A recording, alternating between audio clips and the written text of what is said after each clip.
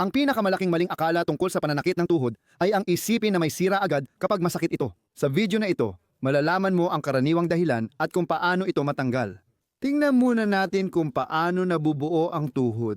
Makikita mo rito ang buto ng binti, hita, tuhod na buto at ang buto ng binti sa likod.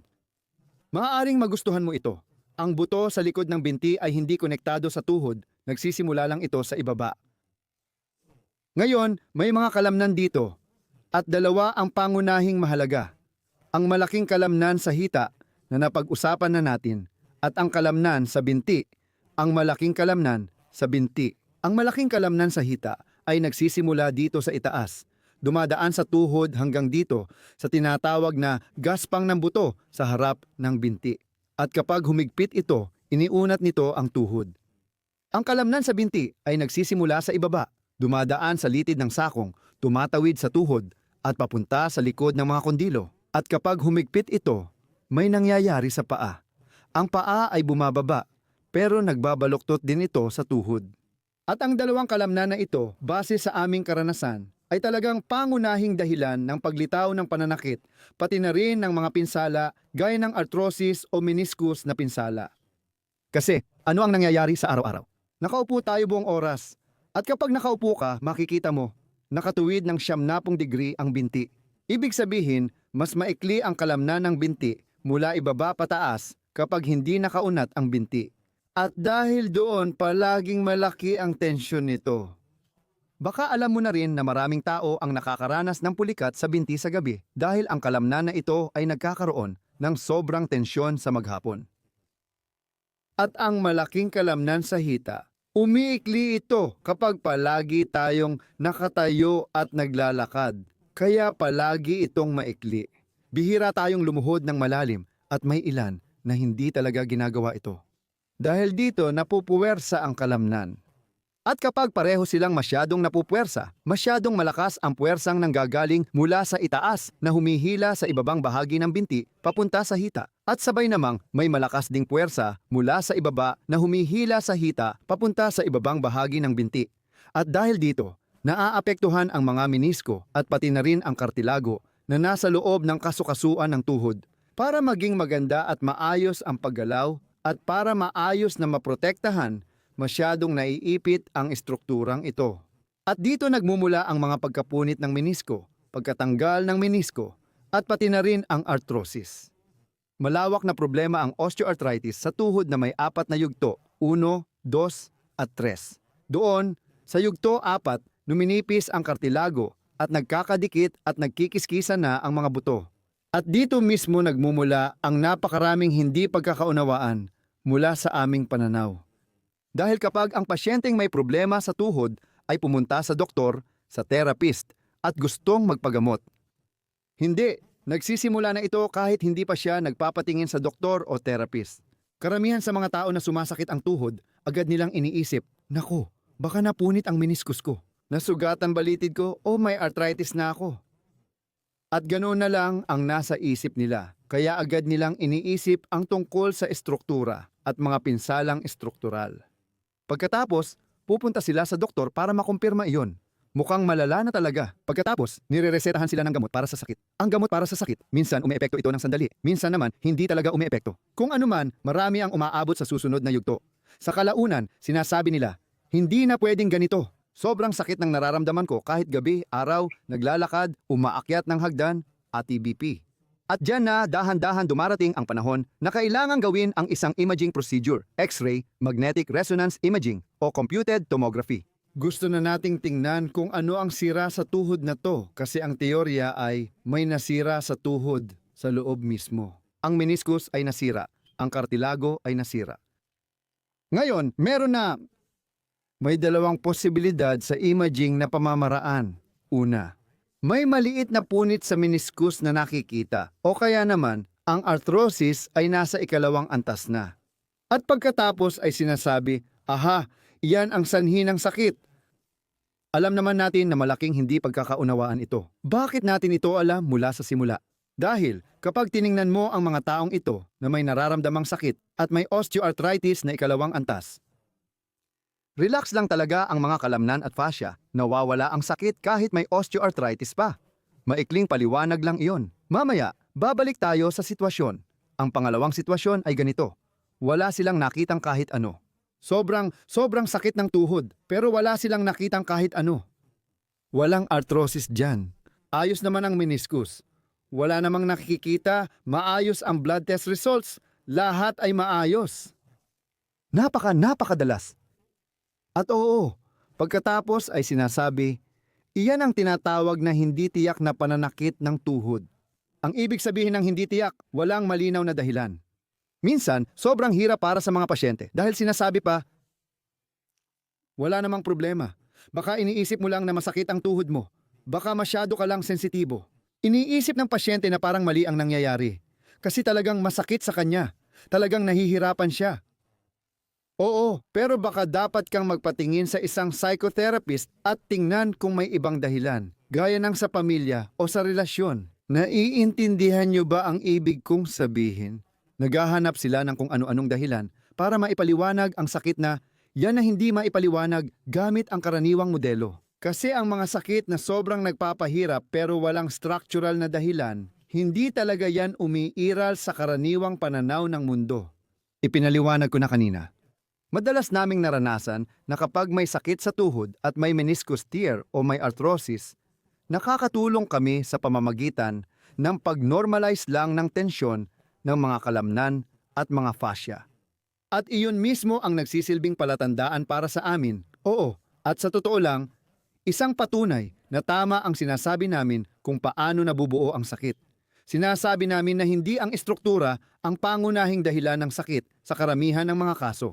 Maaaring may exception, pero sa mga kasong iyon, mas mahalaga ang tensyon ng kalamnan at fascia kaysa estruktura. At ang nakakatuwang bahagi, sa libu-libong pasyente sa loob ng 35 taon na mayroong arthrosis at mga punit, lamat o pagkakahiwalay ng meniscus, wala akong natatandaan kahit isa na iyon ang naging dahilan ng kanilang pananakit. Umaabot ito hanggang sa ika-4 na antas ng arthrosis. Mga 15 taon na ang nakalipas, sasabihin ko, sige, arthrosis ika-4 na antas, nagkikiskisa na ang mga buto. At siguradong masakit yon.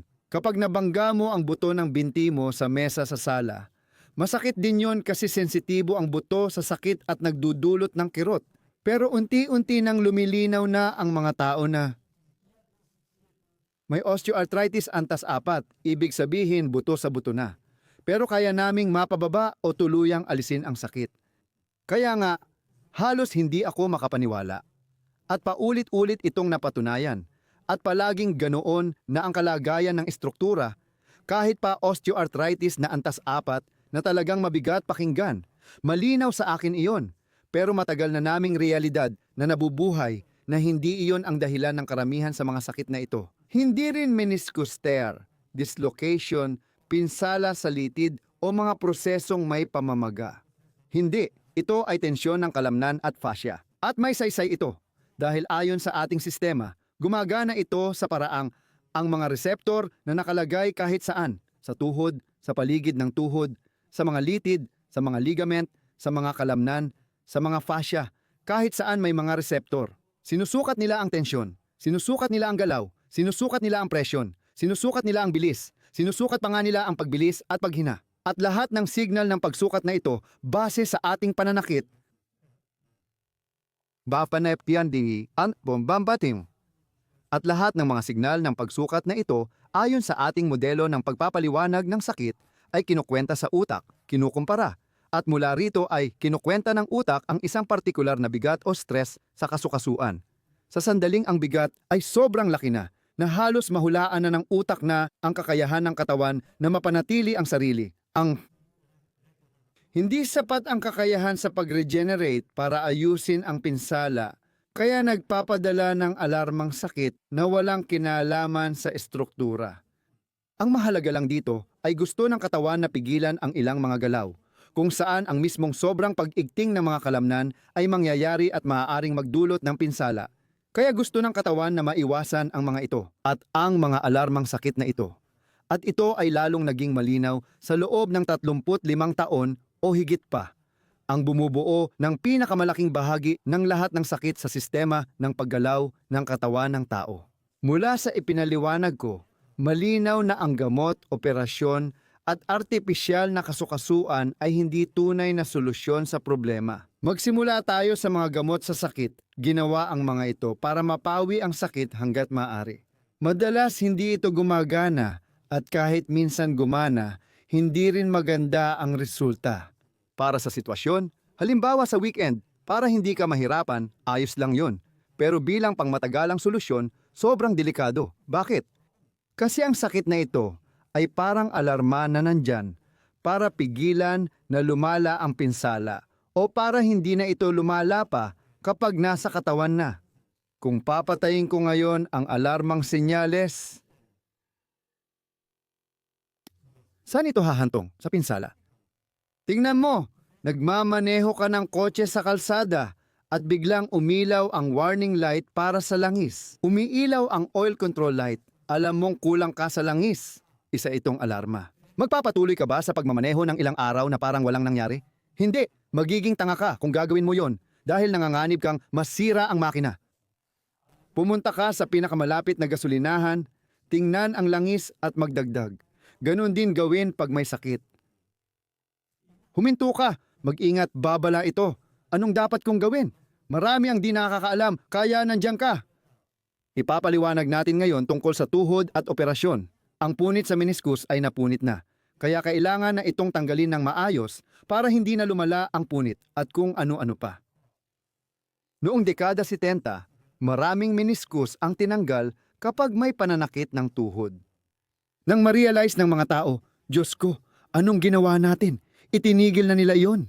Palagi akong nagbibigay ng simpleng paliwanag sa pasyente, tulad ng, tingnan ninyo, may upuan dyan, matigas na kahoy.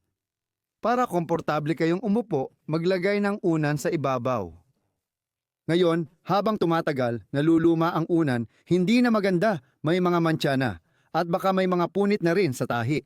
Oo, itatapon nyo na lang ba ito at uupo na lang sa matigas na upuan? Gusto nyo pa rin bang maging komportable at hayaan na lang ang itsura nito at uupo pa rin kayo? Ganon din sa mga meniscus. Bukod dito, alam na natin ngayon na ang mga punit o lamat sa meniscus at katulad nito ay pwedeng gumaling. Kaya ng katawan pagalingin yan na hindi rin alam noon pero napatunayan na ngayon. Ano nga ba ang sanhi nito? Ang sobrang tensyon sa mga kalamnan at mga fascia tulad ng kalamnan sa hita at mga binti ay nagmumula sa pang-araw-araw na galaw ng pasyente o ng araw-araw mong gawain kung ikaw ang apektado. Oo, at nagdudulot ito ng pag-ikli. Ano naman ang naidudulot ng ganitong operasyon? Pagkatapos ng operasyon, maraming tuhod ang hindi na sumasakit agad. Bakit kaya? Ang paliwanag namin, kadalasan dahil binibigyan ng pampamanhid at ang pampamanhid ay nagpaparelax. Kaya nawawala ang sakit. Marami ang nag-iisip, salamat sa Diyos, natulungan ako ng operasyon at nawala ang sakit. Hindi, wala na ang sakit dahil nakarelax ang mga kalamnan. At pagkatapos, babalik at babalik din ang sakit sa kalaunan. Maliban na lang kung susundin niya ang rehabilitasyon at ipagpapatuloy ang kanyang mga ehersisyo na nagre-resulta sa pag-alis ng tensyon. At sa mga artipisyal na kasukasuan, ganoon din. Napakaraming artipisyal na kasukasuan sa aming palagay ay inilalagay ng walang saysay, talagang hindi naman kailangan. Maaaring solusyonan ito sa pagpapanormal ng tensyon ng kalamnan at fascia. Naglalagay din sila ng artipisyal na kasukasuan. Patuloy na namumuhay ang tao sa araw-araw niyang gawain at bumabalik ang tensyon kapag nawala ang bisa ng pampamanhid. Oo, marami ring mga kaso na paggising ng mga tao mula sa pampamanhid, agad na sumasakit ulit gaya ng dati. Minsan pa nga, mas masakit pa. Pero madalas, mas gumagaan muna ang pakiramdam. Oo, pero ang lohika, ang biomekanika, kumbaga ang biolohikal na lohika, ang biolohika. Ngayon, nakuha ko na. Oo, siya ang dahilan kung bakit muling nabubuo ang mga tensyon. Pakiusap, huwag mong isipin na ang artificial na kasukasuan ay hindi nagagasgas. Nasira ang natural na kasukasuan dahil sa pagkagasgas ng kartilago, kaya nananatili ang mga tensyon. Inhinyeriyang mekanikal ang aking larangan at may teknikal akong pagsasanay. Alam ko, ang matitibay na materyales ay nagdudulot ng pinong alikabok. Kapag masyadong nagkikiskisan tulad ng sa isang lusong, magkakaroon ng napakaliit na mga alikabok. At ano ang ginagawa ng mga iyon? Pumapasok sila sa loob ng katawan mo. Mga alikabok ng keramika, metal, kung anuman ang inilagay mo dyan. Narito na ang balitang magpapakalma sa'yo. Kahit may artificial kang kasukasuan o tuhod, pwede ka pa ring sumali sa challenge na ito. Gawin mo ang mga ehersisyong ito. Gawin mo ang mga ito. Nakakatulong ito para ma-relax ang mga kalamnan mo, para hindi magdulot ng alikabok ang artificial mong kasukasuan na kumakalat sa katawan mo. Kapag mataas ang tensyon, minsan nilalagyan ng semento ang artificial na kasukasuan, depende sa pagkakabit nito. Pero kapag masyadong malakas ang puwersa, lumuluwag ang mga iyon. At lumuluwag din naman talaga ang mga iyon kahit papaano. Madalas umaabot ito ng 10 pintang taon, pero minsan ilang taon lang din. Gusto kong ipaalala na maaaring dahil ito sa sobrang lakas ng puwersang kumikilos at mataas na tensyon ng kalamnan. Kapag lumuwag ang mga iyon, namamaga ito at kailangang palitan, pati ang buto ay kailangang tanggalin muli. Minsan 2 o 3 beses mo lang magagawa yon, minsan pa nga hindi. Ibig sabihin nito, siguraduhin mong maging normal ang tensyon kahit na may artificial kang kasukasuan. Hindi ko talaga makakalimutan yon. Nakatrabaho ko noon ang isang propesor na maraming nilagyan ng artificial na kasukasuan. Noong ipinaliwanag ko sa kanya kung bakit kahit na may artificial na kasukasuan, ay nailagay na at wala na ang lumang kasukasuan na inakala nating sanhi ng sakit, posible pa ring maranasan ang parehong pananakit ng tuhod. Alam ito ng lahat ng nakikinig dito na gumagawa ng ganitong mga operasyon. At kaya naming ipaliwanag kung bakit. Dahil kapag bumalik ulit ang tensyon sa mga kalamnan, kung ganoon, muling ipinapadala ng utak ang eksaktong parehong sakit bilang alarma sa paligid o sa mismong kasukasuan ng tuhod para gawin ulit ang dating trabaho, pero dahil dito, hindi na gumagana ang mga ito. Sabi ko nga, okay lang uminom ng gamot sa sakit ng 1 linggo o weekend habang bakasyon, pero hindi ito pangmatagalang solusyon. Magkakaproblema ka pa rin.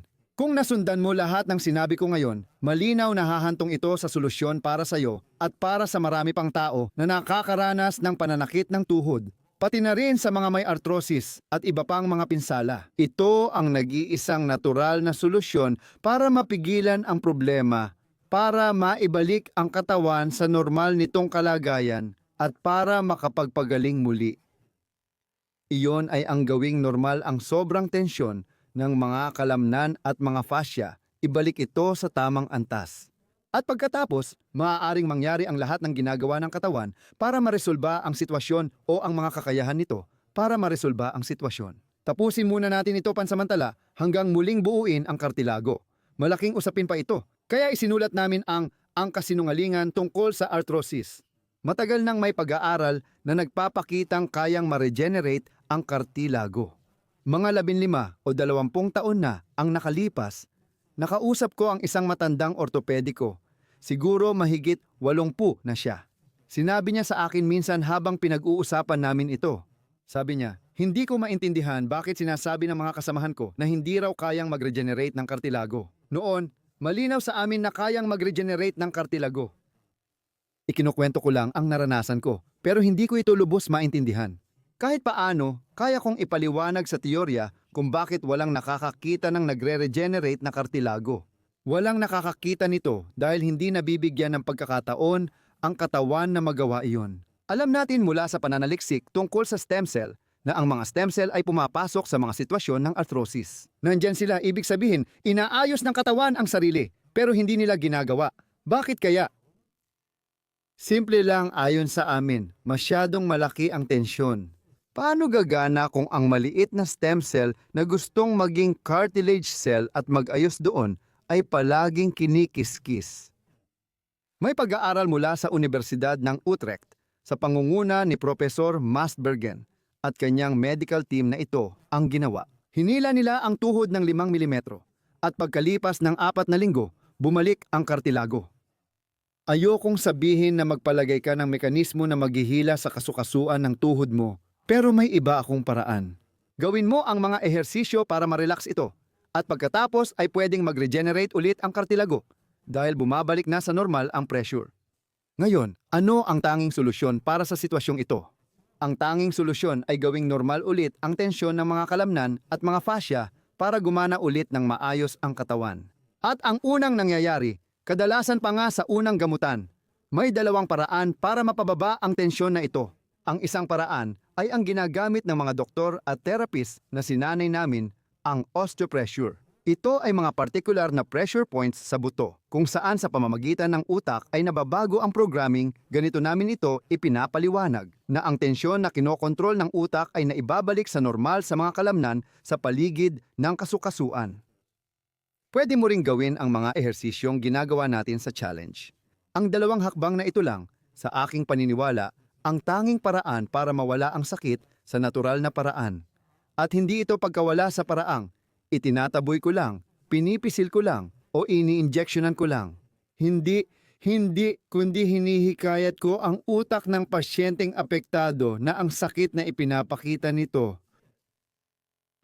ay itigil na dahil tama na ang balanse ng tensyon. Kapag nawala na ang sakit, ibig sabihin, bumalik na sa normal ang tensyon at wala ng panganib. Pagkatapos, maaaring magsimula ang proseso ng paggaling kung maaari pa. Kung kumbinsido at nauunawaan mo na ito na ang pinakamagandang dahilan para sumali sa challenge na ito at maranasan mo mismo. Dahil, huwag kang maniwala sa akin. Huwag kang maniwala sa kahit anong video. Huwag kang maniwala sa kahit anong propesor o kahit sinong tao.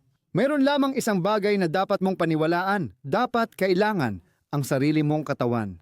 Kapag may sakit ka at gumaling ka matapos may gawin, huwag mong hayaang sabihin ng iba na hindi iyon epektibo. Makinig ka sa katawan mo at maniwala ka rito. Dahil pinapatunayan nitong posible iyon. Makinig sa katawan. Ako sa akin, ikaw sa iyo. Pakiusap, dumapa at gumapang sa 4 na paa. Maaaring sumakit na agad ang tuhod mo ngayon, bahagi rin yan ng pakikinig sa katawan. Ang alam natin ay, bihira itong mangyari, hindi ko pa ito naranasan. Hindi ito dahil lang sa sensitibo ang tuhod mo, kundi ipinaliwanag ko kanina na dito sa bahaging ito ng shin bone ay may umbok kung saan dumadaan ang malaking kalamnan ng hita, kung saan nakakabit ang iyong buto. At eksakto roon matatagpuan ang mga reseptor na nagdudulot ng pag-activate ng sakit. Kaya kung ikaw ay may isang talagang mas tense ang kalamnan mo sa hita, kaya mas sensitibo ito kumpara kung relaxed. Kaya pwede kang, tingnan mo itong sahig na kahoy. Aapak ako dito.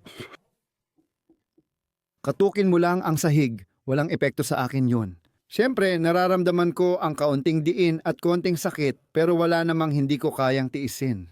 Oo, at kung nararanasan mo yan, kahit nasa banig ka o carpet, ibig sabihin masyadong mataas ang tensyon dito.